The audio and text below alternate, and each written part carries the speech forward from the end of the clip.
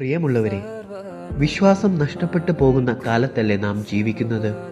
എന്തു വിശ്വസിക്കണം, ഏതു വിശ്വസിക്കണം എന്ന് സംശയമാണ്, ശരിയല്ലേ? എന്നാൽ ശരിയായ ദൈവവിശ്വാസം പ്രതീക്ഷിക്കുന്ന കാര്യങ്ങളിൽ ആത്മവിശ്വാസവും കാണാത്ത കാര്യങ്ങളിൽ ഉറപ്പും നൽകുന്നു.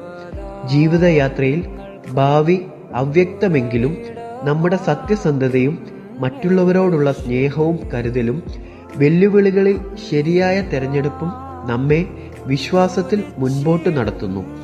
സമൂഹത്തിൽ ദയയോടും നീതിയോടും ഐക്യതയോടും മുന്നേറുവാൻ ദൈവവിശ്വാസം സഹായകരമാകുന്നു.